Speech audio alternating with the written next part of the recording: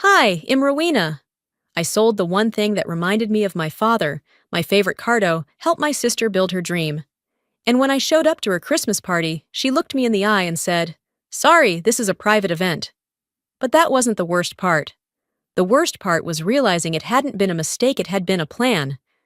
The speeches I wrote, the business I helped launch, the debt I quietly carried, all erased. Just like that. And now I wonder how many of us are helping build someone else's empire, only to be locked out when the doors finally open.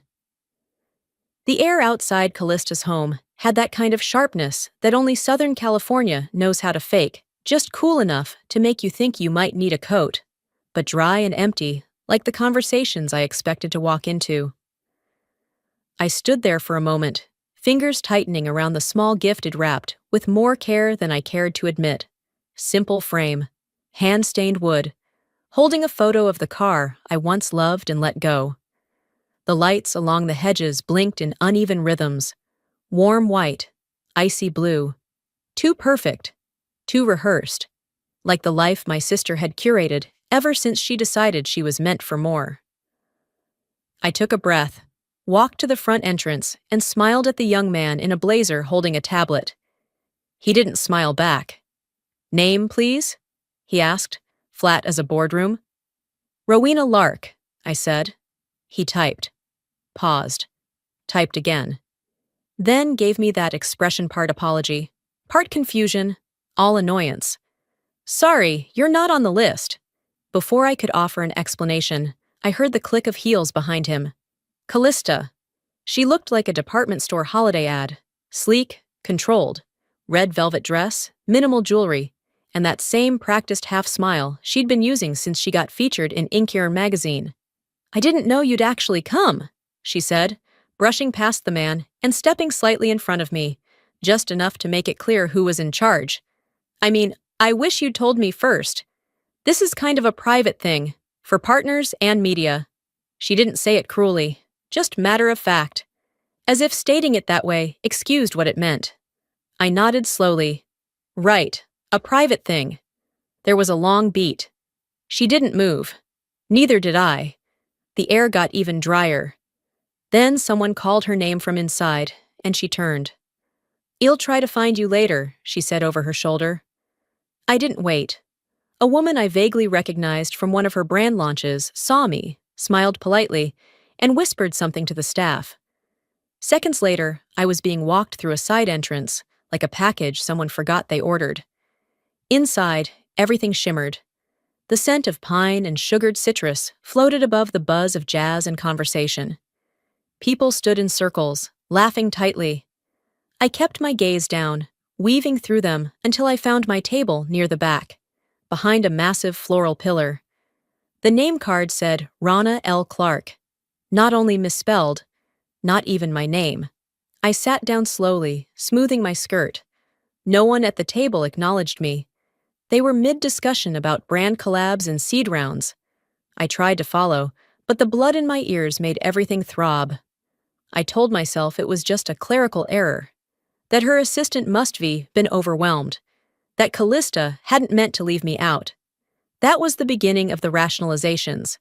The same kind had made the last 3 years, when she forgot my birthday, when she postponed visiting after my minor surgery, when she told people I was between things professionally.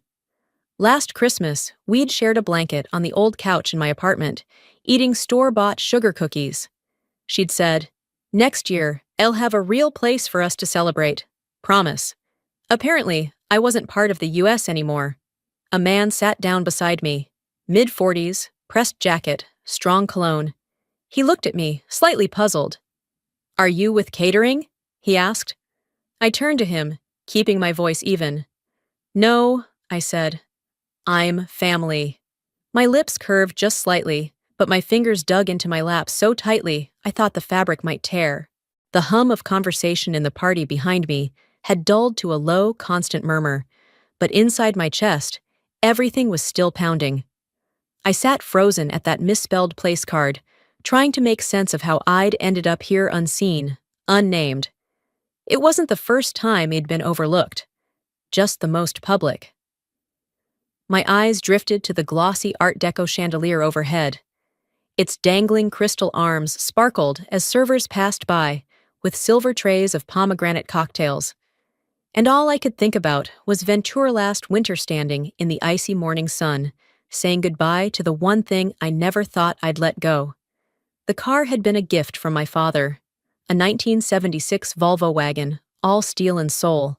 Wed restored it together when I was in college, scrubbing engine grease from our hands on Sunday afternoons, arguing over paint colors, laughing too hard when the horn got stuck once on a freeway ramp. That car had held the weight of every failed interview, every crosstown move, every first date.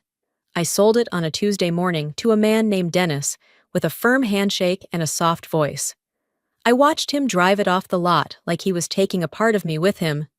"It's not just a car," I remember whispering. "It's where I learned to grieve, to plan, to dream." But I sold it anyway. Because Callista had called. One of her investors had walked away last minute. "It was critical," she said, time-sensitive. She didn't ask directly, but she didn't have to. I knew what she needed, and I had just enough saved from freelance projects to bridge the gap. "Thanks, Ro," she'd said over the phone. "You're a lifesaver. I'll make this count." She didn't mention it again. Not when the campaign launched. Not at the company anniversary. Not even in private. No card. No acknowledgement. Not even an email that said, "I know what you did." I didn't ask. I told myself I didn't need to. That sisters didn't keep score. That this was what family looked like, quiet giving. But a few months later, I found myself in her kitchen with a clipboard in my hand and a pen full of liability ink. She'd been working on her first office lease in downtown Santa Barbara, and when it came to financials, mine looked slightly better. "Your credit's just a little cleaner," she'd said, all smiles. "It's just a formality, really. Legal stuff. I've already got it covered. This just helps the approval." I read every word. I paused at the fine print. Then I signed. Because I wanted to be trusted. Needed to be useful. That was the second time I disappeared. It wasn't until a brunch a few months later that I heard her say it. I'd come late, sat at the end of the table, unnoticed, sipping weak coffee and pretending I wasn't listening. A woman across from her leaned in and asked, "How did you even pull this off?" Callista smiled with practiced ease and said, "I built this with no help. No one believed in me but me." The words cut sharper than I expected. Not angry, just final. That sentence became a silent echo in my head, repeating at red lights and checkout lines. Back at the party, the air felt tighter now. Someone near me was laughing at something. The jazz music had shifted to a sultry swing. I turned slightly in my chair, and that's when I saw it, hanging on the far gallery wall, framed in brushed gold. The license plate, my car's plate, our car, the one from all those Sunday afternoons. Underneath it, a small black placard with white text read, "The journey begins here, Callista Dorn, founder." My body didn't move, but inside something cracked, just a hairline fracture. My hands folded into themselves on my lap. My throat closed a little. No one else noticed. That was the moment I realized not only had I sold my car, I had signed away my voice. I stayed in that chair longer than I meant to. People passed by, laughing politely, their drinks sloshing in crystal glasses, none of them noticing the woman tucked behind the flower wall. The misspelled name card was still in front of me, but I stopped looking at it. Toast after toast filled the room, each one glossier than the last, tributes to visionaries, strategists, mentors. One man clinked his glass and toasted the photographer for capturing the soul of the brand. Another thanked the intern who designed the seasonal scent line. Callista beamed with every name mentioned. Mine didn't come up. I reached into my clutch and pulled out the small notebook I'd started keeping the day I sold my car. Inside were scribbled notes, amounts, dates, moments. Not out of bitterness. I just didn't want to forget. Didn't want the memory of what I gave to vanish as easily as my name had. Then came the moment everyone had waited for. Callista stepped onto the low stage near the piano, her champagne glass raised delicately.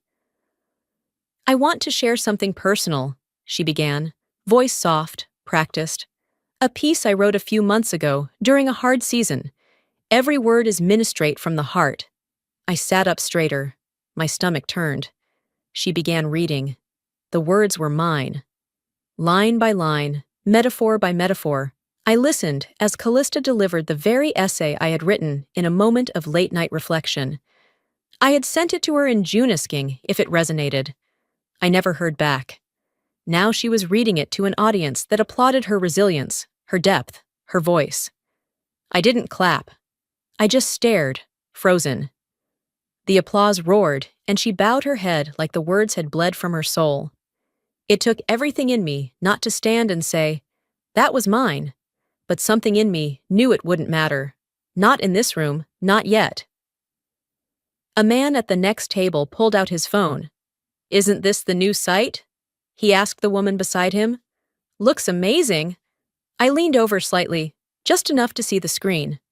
There it was, vitalgracewellness.com, the branding ID, built pixel by pixel. I remembered the sleepless weekend I spent hand-coding the footer because the design plugin kept crashing. But now, the footer read, Site Design by Blue Fern Creative. My name? Nowhere. My contribution? Rebranded. They kept my work. But erased my name, I whispered. More to myself than anyone. Story of my life. I excused myself quietly. No one noticed. I stepped past the dessert trays, the string quartet, the photo booth with its faux marble backdrop and ring light. I passed the wall lined with press clippings Forbes Inc. Thrive Global.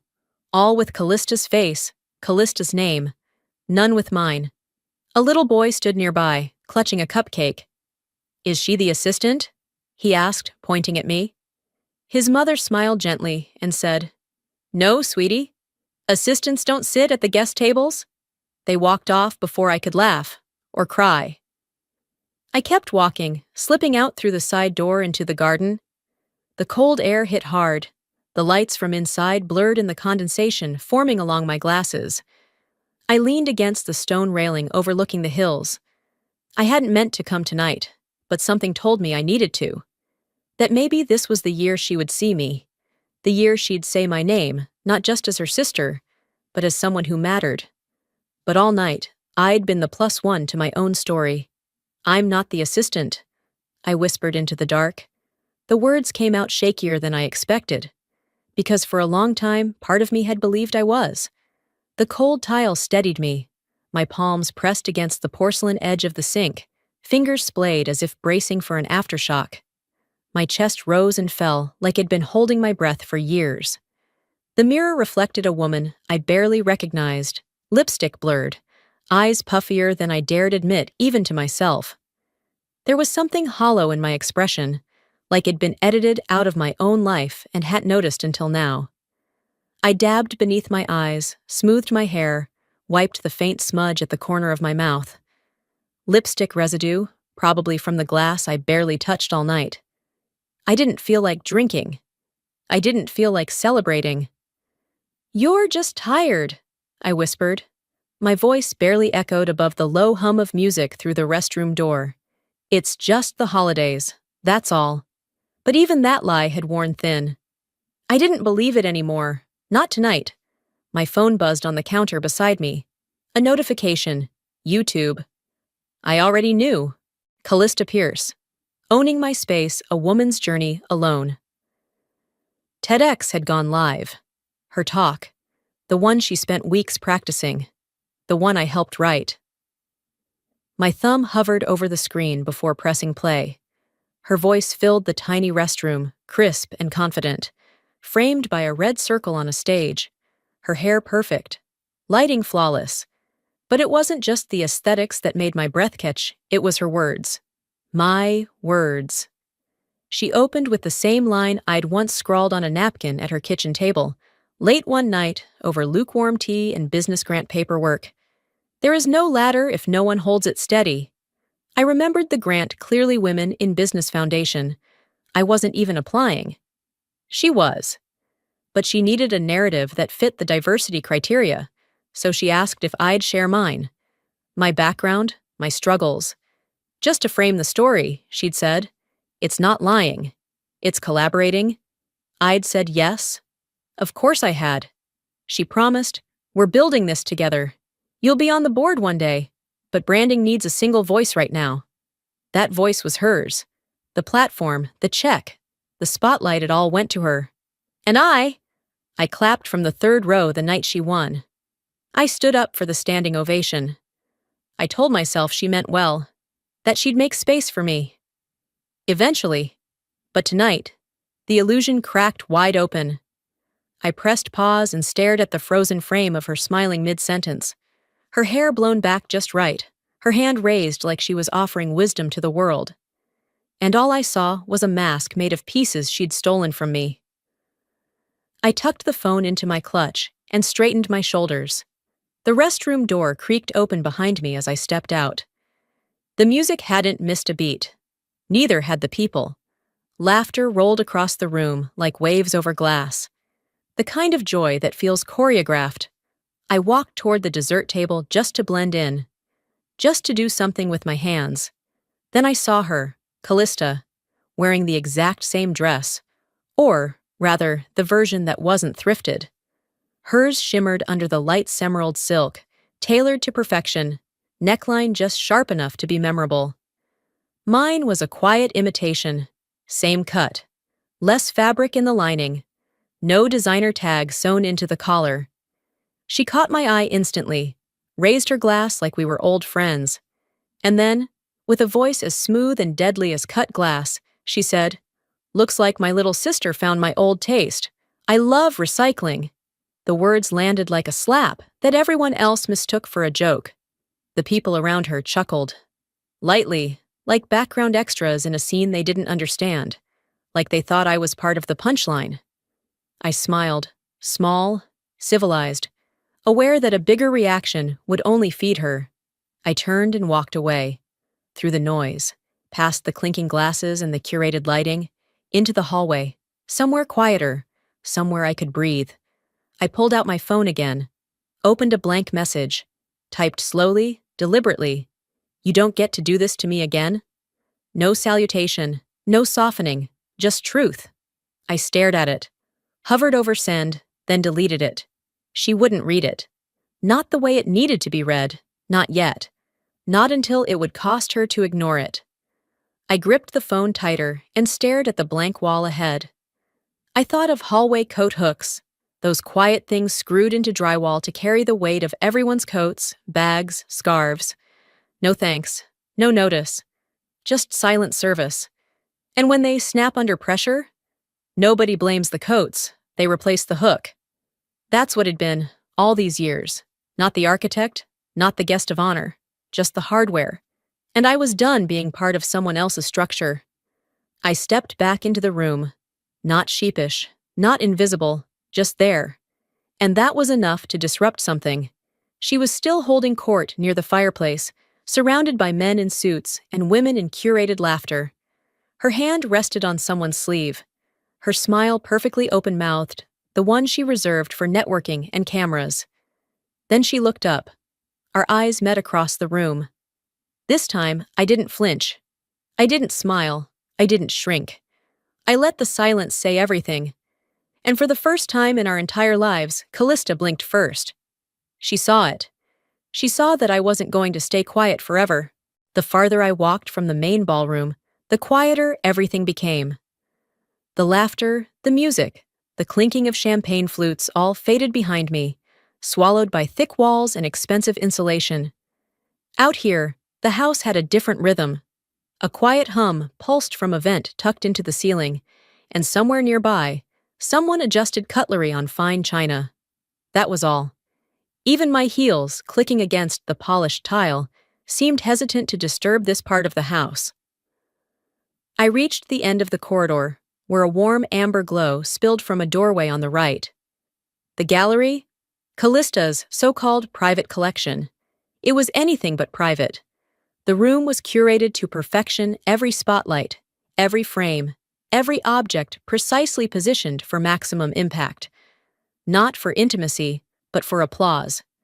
Callista never let go of anything she thought might earn her admiration, And I knew the moment I crossed the threshold that she hadn't let go of me, either. Not really. My eyes went straight to the wall across from the entrance. There it was, mounted in a sleek shadow box frame, my old license plate. Black and white, slightly dented along the bottom edge, faint flecks of rust along the corners. I hadn't seen it in years, but I would have recognized it anywhere. The car it came from wasn't just a car. It was ours, me father's and mine. We rebuilt it together the summer after I turned 16. Scraped knuckles, Sunday mornings in the driveway. It wasn't just about fixing something up, it was about building something that was ours, from the ground up. Later, I sold it. Quietly. Because Callista's business was struggling and she needed to make payroll. She never asked. I never told her it was from the car fund. I just wired the money, said I believed in her, and I meant it. Now it hung here, on her wall, rebranded. Beneath the plate was a small plaque, polished aluminum. It read, "The journey begins, Callista Dorn's first leap." No mention of me, no acknowledgement. Just another object transformed into part of her mythology. I stood there, unmoving, until my breath fogged the glass. I didn't touch it, didn't have to. My reflection warped across the display, muted, stretched. Like the truth in this whole house. I stepped back, blinking. Then turned to go and nearly walked straight into a couple entering from the other side. They froze. For a moment, none of us said anything. Their eyes slid past me to the license plate. One of them murmured, "Oh, this one's cool," before they moved in closer, already absorbed in Callista's narrative. I slipped past them and out of the gallery. Just beyond the doorway, another cluster of guests stood murmuring in front of a curated wall of framed letters and quotations. I knew what it was before I got closer. Callista's wall of gratitude, her collection of thank yous, letters from mentors, sponsors, clients, and apparently me. I spotted my handwriting instantly, near the center, printed neatly on cream parchment. But something was wrong. The words were familiar, but not exact. Months ago, after a product launch, Eid sent her a private note. Something simple, sincere. It ended with, "Thank you for letting me contribute behind the scenes." The version on this wall now read, "I've learned so much from your strength and leadership." R. No context, no full name, just an initial. A stripped-down, remixed version of my voice reshaped to suit hers. I stood still for a beat too long. That's when I felt her behind me. "Ro," Callista said, voice light. "Everything okay?" I turned slowly. She looked perfectly poised. Lipstick still flawless, heels steady, expression unreadable. But her eyesure eyes were searching mine. "You might want to double-check the attributions in your gallery," I said calmly. "Some of the things you're displaying? They don't belong to you." Her smile wavered. "Barely." A tightening at the corners, a twitch in her jaw. "Ro, this is the place." "Maybe not," I said, my voice soft but unwavering. "But it's the moment." Silence stretched between us. She glanced over her shoulder, but no one was paying attention. We were cocooned in a kind of manufactured privacy.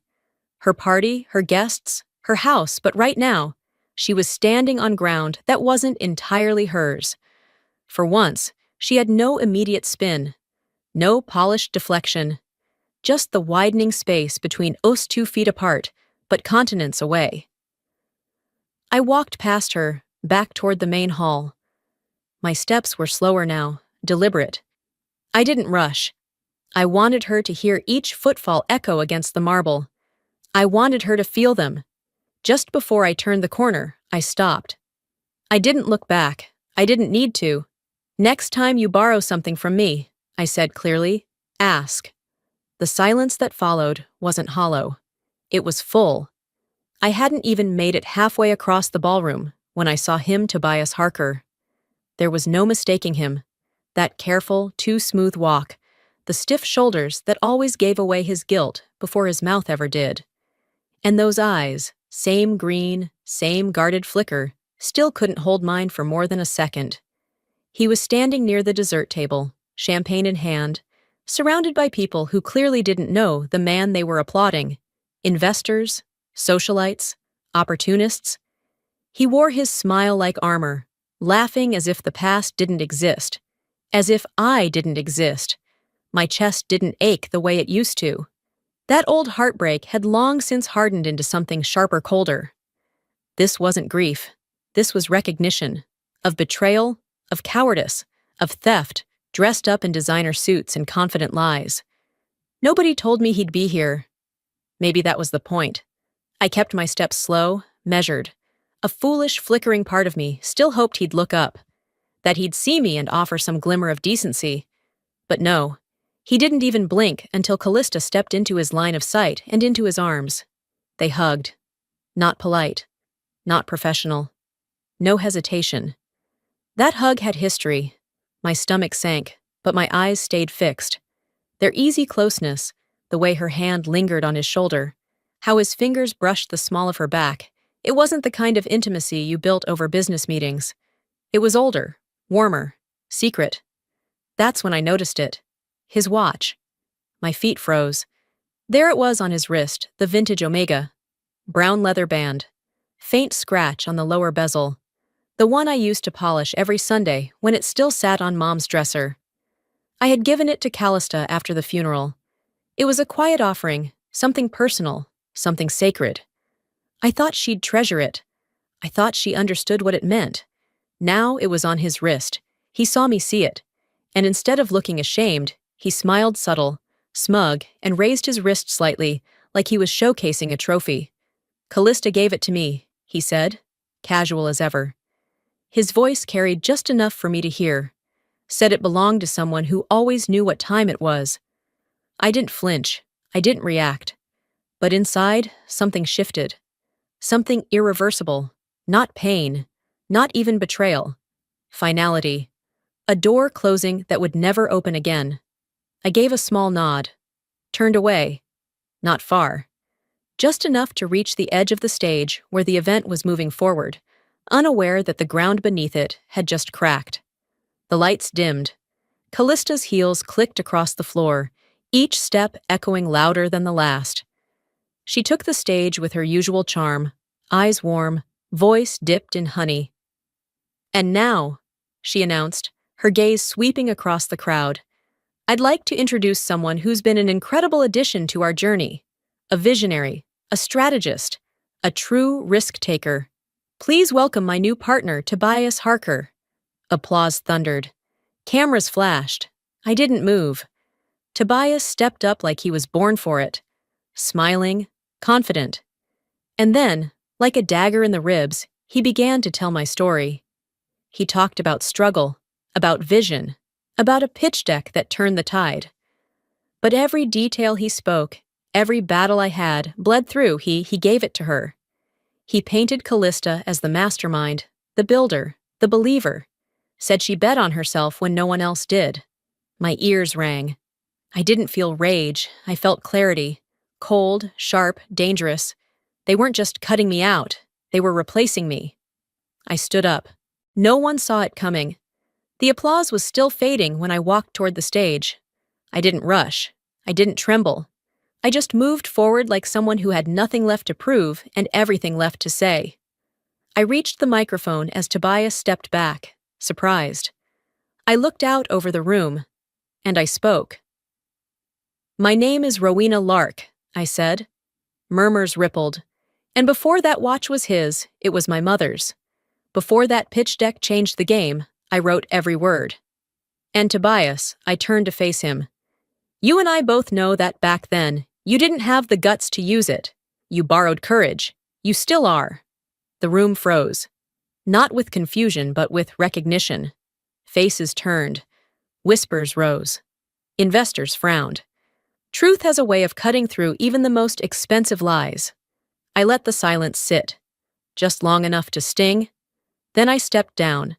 Callista stood, stiff and strained. The mask had cracked. "You've made your point, Ro." I turned, still holding the mic. The buzz faint in the background. "No," I said, eyes steady. "I haven't even started." Then I walked away. The applause never came, But the attention, the kind that couldn't be stolen, was finally mine. There are moments when the air in a room changes before anyone says a word, like the second before a storm hits a charged quiet, heavy and unnatural. That's what it felt like after my moment on stage. No one addressed me outright. No one dared challenge me directly, but I could sense it.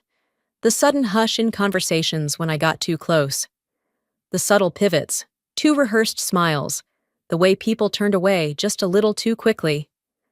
I moved through the crowd like I was walking through fog, detached, watching everyone pretend everything was fine.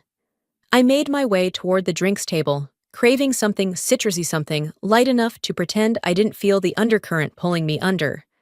But before I reached it, a woman blocked my path. Her hair was curled to polished perfection, and her smile too wide, like she practiced it in the mirror. "Rowena, right?" she chirped. The cheer in her tone was artificial, too bright to be genuine. "Callista told me you were the creative mind behind the site. Said you must be really good with Canva." She laughed, loudly, like she thought she was giving me a compliment, like comparing me to a beginner dragging templates around was somehow flattering. That word Canva sliced sharper than she knew, not because I'm above the tool, but because I knew exactly what she meant, that I was just a helper, the girl in the corner moving fonts around, not the visionary, not the founder, just the girl with access to a free design platform. I held her gaze for one beat too long, lips pressed tight in a smile that didn't form.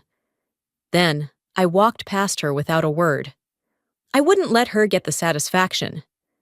I ended up in the far gallery, hoping for some breathing room. That's when a hand brushed my arm gently. I turned, expecting another stranger, another sideways jab. Instead, it was Marvin. Older, slouched, weathered in the way people look when they've held secrets too long.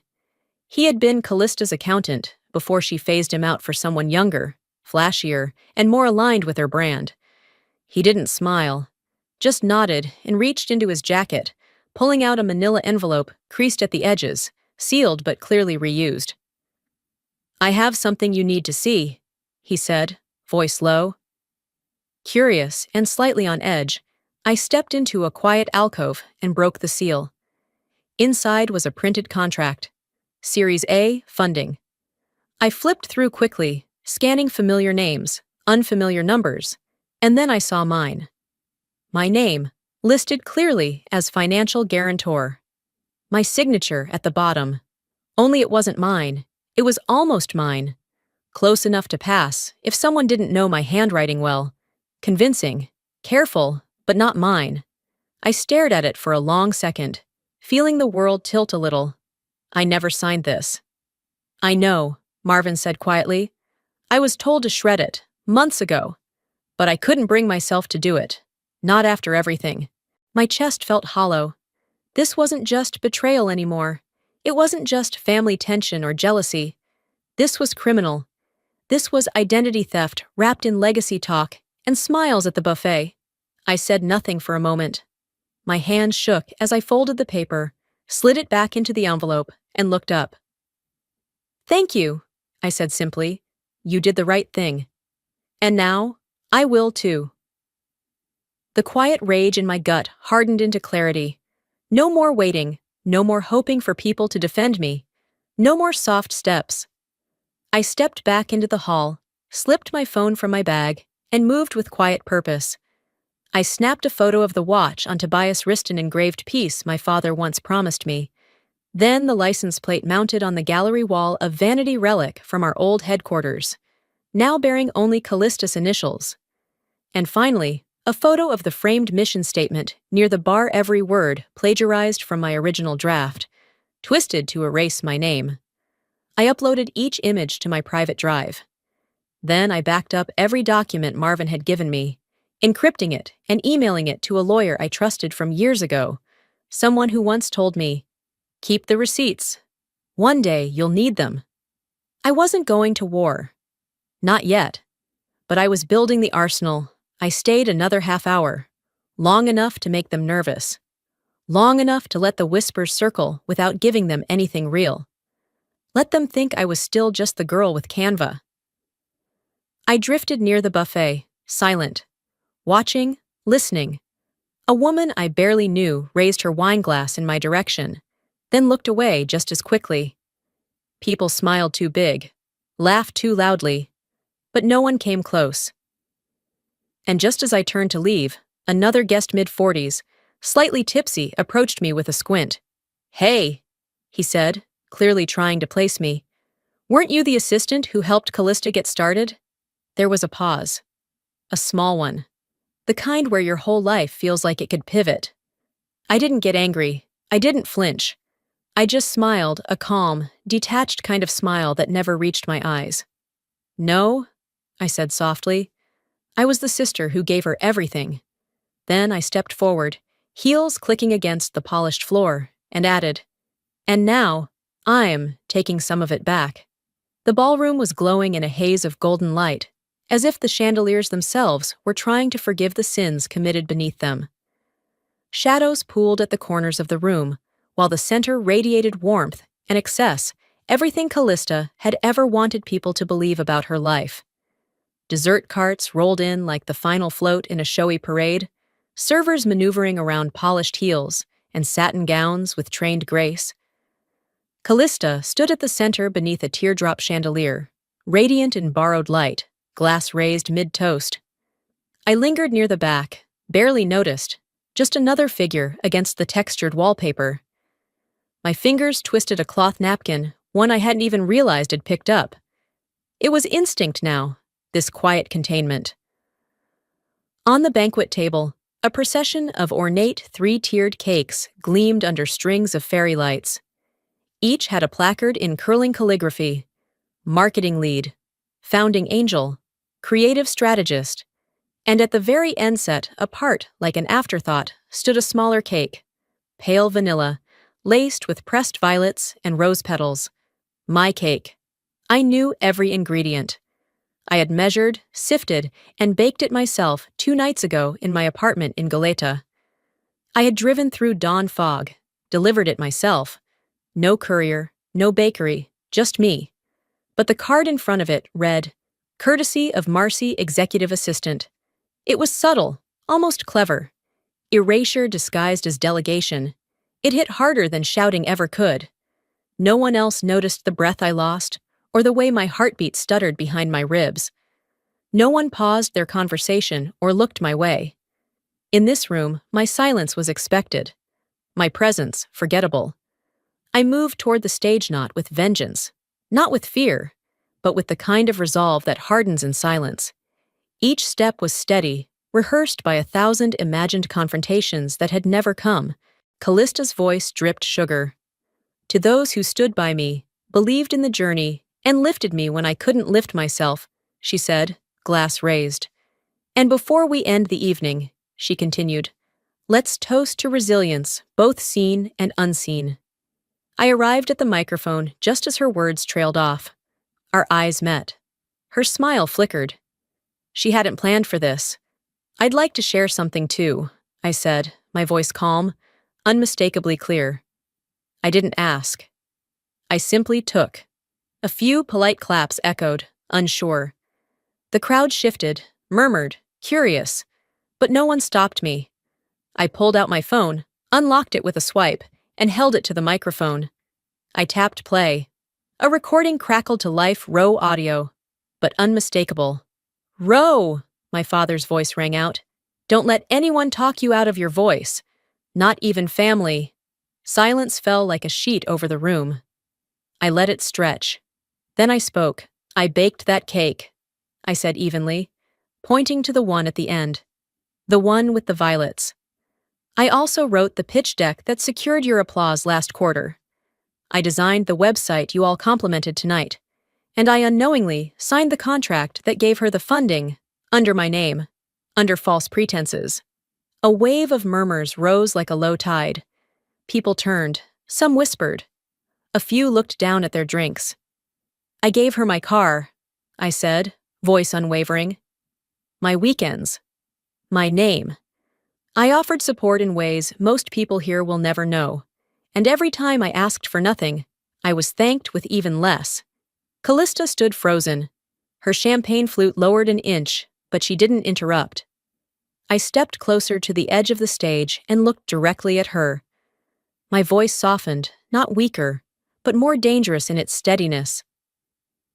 "I was invited into your dream," I said, and then, without warning, I was uninvited from its success. There was an audible gasp from someone near the front. A woman shifted subtly away from Callista. Another man put his glass down, unreadable. I nodded once, acknowledging the moment. "I gave you my silence," I continued. "That contract gave you my credit. Tonight, I'm taking both back." I stepped off the stage slowly. I didn't need to rush. Truth doesn't require drama to land hard. Behind me, I could hear her inhale sharply, the breath before a defensive monologue, a curated spin. But before she could form the first syllable, another voice rose, strong, assured, and devastating. "Actually," Tobias said from the crowd, his voice slicing clean through the golden hush, "I think there's something I should add." Heads turned, eyes darted, and suddenly, the room wasn't just watching me. They were watching him. And Callista knew the reckoning had only just begun. The next morning, my apartment was so quiet it felt padded. Outside, the streets of Goleta were washed in that soft golden light you only get after rain. I sat by the window, wrapped in the cardigan my mother used to wear while folding laundry, and let the mug of coffee warm my hands more than my throat. My phone buzzed again, third time since sunrise. I didn't pick it up. The screen kept lighting with notifications, headlines, voicemails, texts from numbers I hadn't saved. I let them come and go like weather. Peace, I was learning, doesn't crash through the door. It doesn't announce itself with applause or validation. Sometimes it just settles, like dust after a storm. I sipped my coffee and opened my laptop. The clip was everywhere now. Someone had filmed my speech at the party. My voice calm, collected played over footage of stunned guests. And my father's message? That part had gone viral. "Don't let anyone talk you out of your voice. Not even family." I closed the tab. Not because I didn't care, but because I didn't need to read the comments to know who I was. There was a message waiting from Tobias. Short, no excuses. "I'm sorry, I saw it too late." I didn't reply. Not because I hadn't wanted him to say it, but because I didn't need him to anymore. Later that day, I met with a lawyer Marvin recommended. He had sent over additional filesmails, versions of contracts. It was more than enough. By the time I left the office, the legal distance between me and Vidal Grace was officially, irrevocably, clean. No lawsuits, no drama. Just clarity. Back at Callistus Villa, I heard they'd taken down the cake display. The wall of praise was under redesign. No public apology, no retraction. But sometimes, justice doesn't need a microphone. It just adjusts the frame. That evening, I pulled out the journal I'd started when I sold the car. I flipped to the first page. I sold my car for her dream. I added a line beneath it, but I kept the map for mine. Later, just before sunset, I drove up the hill to the cemetery. I parked where the grass met the gravel, near the bench I always used to sit on with Dad. I brought the old cassette player with Mize. It still worked, and placed the tape on the gravestone. "Thanks for saying it first," I whispered. I finally caught up. I didn't cry. I didn't need to. As I was walking back to the car, my phone buzzed again. This time, I looked. An email from a nonprofit arts council in Santa Barbara. Subject line, "Let's talk." They'd seen the speech. They wanted me to lead a mentorship program women, post-career pivots, building new stories. I stared at the screen for a long second, then hit reply. "I'd love to, but I won't come quietly this time." I clicked send, and for the first time in what felt like years, I exhaled without flinching. Callista lost control of the story. I just reclaimed mine. That's not revenge, that's survival. Sometimes survival doesn't look like running or hiding. It looks like finally saying your name out loud when no one else would. I spent too long thinking silence made me noble, that patience would be rewarded. But here's what I've learned. If you don't speak up for your place in the story, someone else will rewrite it without you in it. This isn't just about family or business. It's about boundaries, it's about self-respect, and maybe it's about knowing when to stop shrinking to fit someone else's spotlight and start standing in your own. So, let me ask you something. Have you ever felt erased from your own life? Has someone ever taken your kindness for weakness? I'd love to hear your story in the comments. If this video hit home, leave a 1 in the comments or tell me where you're watching from. And if it didn't speak to you, I still want to know why. Your voice matters here. Make sure to subscribe so you won't miss the next story. This channel is about truth, healing, and the kind of quiet strength that grows louder when shared. Until next time, take care of your voice.